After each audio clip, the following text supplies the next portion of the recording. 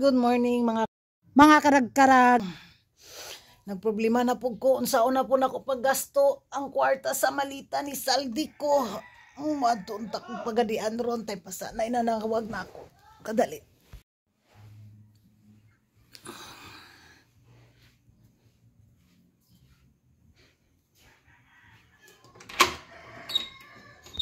Busy ang mga taong bayan sa Lasak, Forbes City.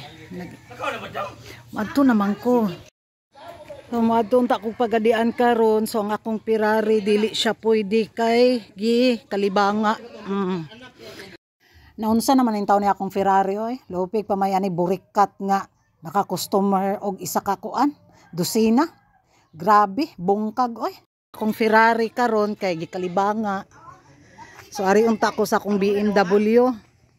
Kaso gihilantan man pod ni siya naghilantan ang ako ang BMW. Dayon kari na lang pod unta ang akong Ducati. Kaso mura man ni girigla. Napiang na ang ako ang Ducati. So nagunahuna ko kanina lang siguro ang ako ang Lamborghini. Kaso mura man po ni siya subawan.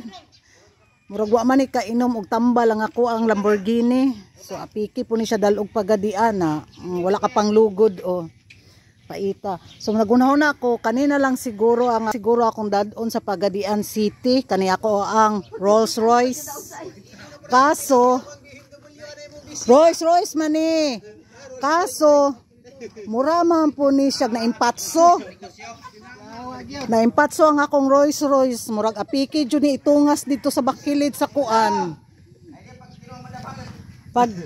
So, nagproblema ko asa ang ako ang pilion. Ang Rolls Royce, ang Lamborghini, or ang Ducati, or ang kuan, BMW, or ang ako ang Ferrari. Lisod kay ning dato ta mamanahan ta sa malita ni saldi ko time pasa unsa man imo nakatulog kaya si Inday Fatima after winning the Miss Universe 2025 crown. Napaisip talaga ako mga karag-karag kasi sa mga siya yung laman ng balita Miss Universe 2025 isa cooking show tapos naglabasan yung mga ano bitaw hanas na mga judges, pati yung host, si Sir Steve, nagsalita na rin. Kung hindi nyo pa napanood mga karag-karag, naku, watch this. So I'm leaving Bangkok. Just want to address some of the crazy DMs, comments, and messages I've gotten pertaining to hosting Miss Universe 2025. No, I did not read the list upside down. I didn't read it backwards. I definitely didn't make up my own winners. I wouldn't even know how to judge the criteria. Had I messed it up, the director, pageant officials, they would have been in my ear with the earpiece or probably stormed the stage, to be honest with you. All that said, congratulations to Miss Mexico. I'll be honest, when I was watching everything unfold, and especially in the final five, I thought Miss Cote d'Ivoire was going to win. That's who I thought was going to win. Miss Mexico won, so congratulations to her. And one thing I'll point out, people ask me why I did the catwalk.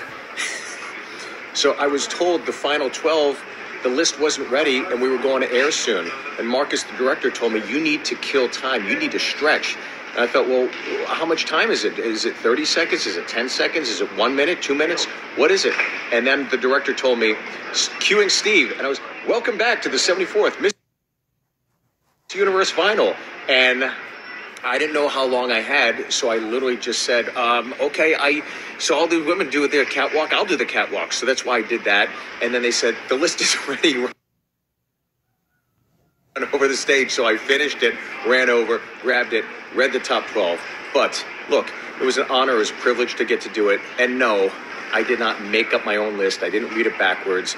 After the incident with Steve Harvey, I knew how much pressure was on me to get it right. So I hope I did a great job. I had a wonderful time doing it. It was an honor and a privilege and a thrill to do it. And I'll tell you the best part about it, meeting all 120 of those women, because they were fantastic. They were so gracious.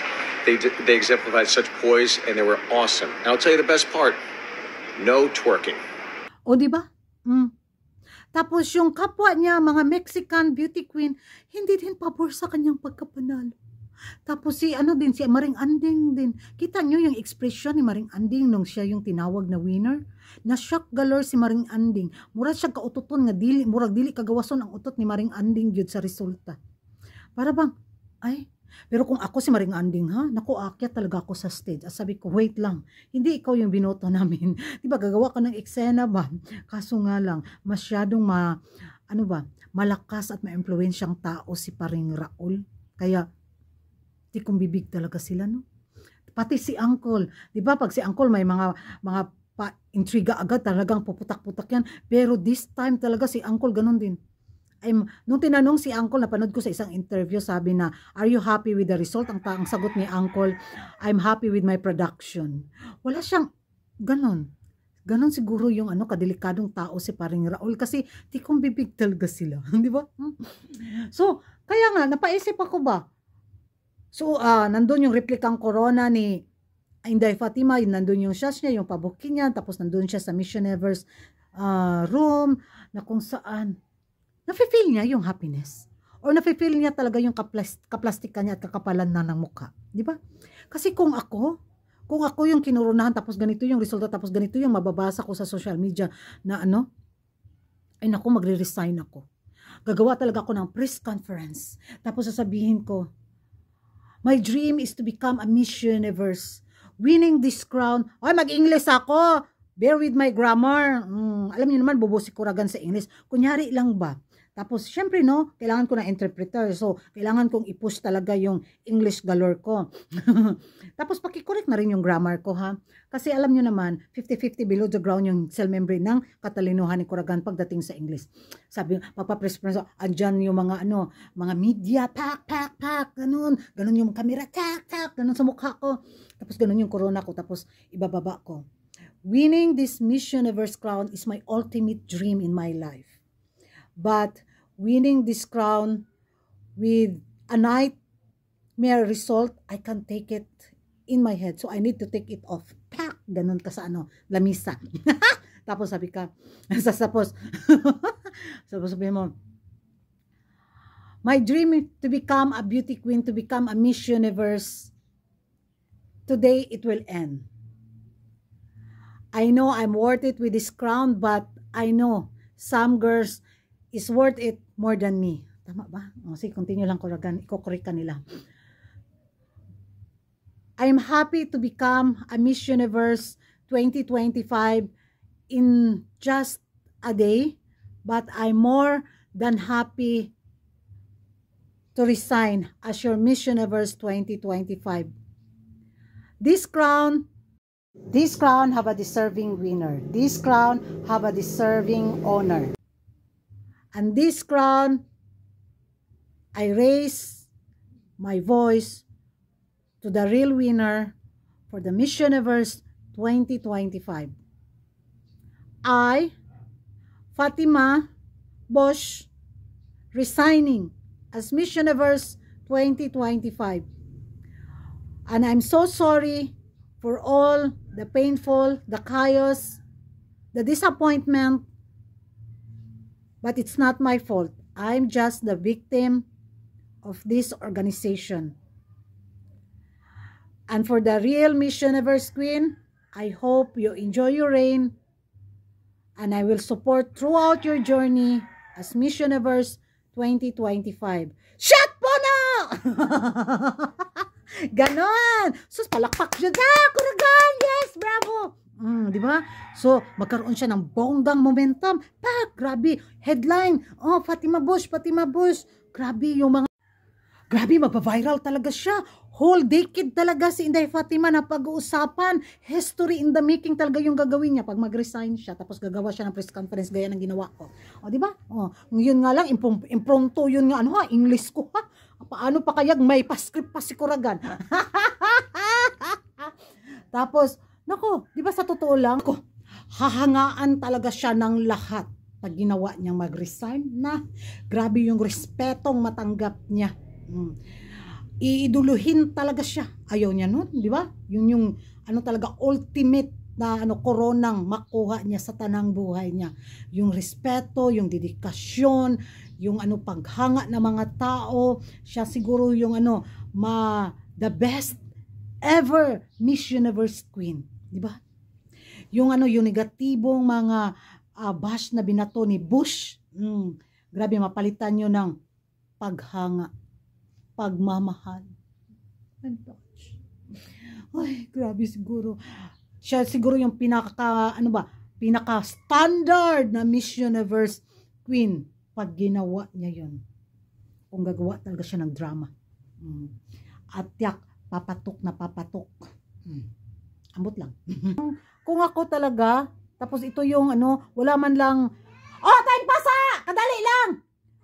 Kung ako lang ha, tapos puro lang taga Mexico or mga Mexican taong bayan lang talaga ang nagko-congratulate sa kanya. Yung bang, kung may nagko-congratulate man sa kanya na mga ibang bansa, kaplastikan, di ba? Kasi alam natin yung yung nangyari eh. So, makagain pa ng si respeto yung si Inday Fatima pag ibinigay niya kay Kotova, kay Venezuela. Wag na lang kay Atisa kasi okay na tayo sa third runner up. Kasi kung si paring Raul man lang din yung maging kasama ni Atisa, ay wag na, mas safe si Atisa.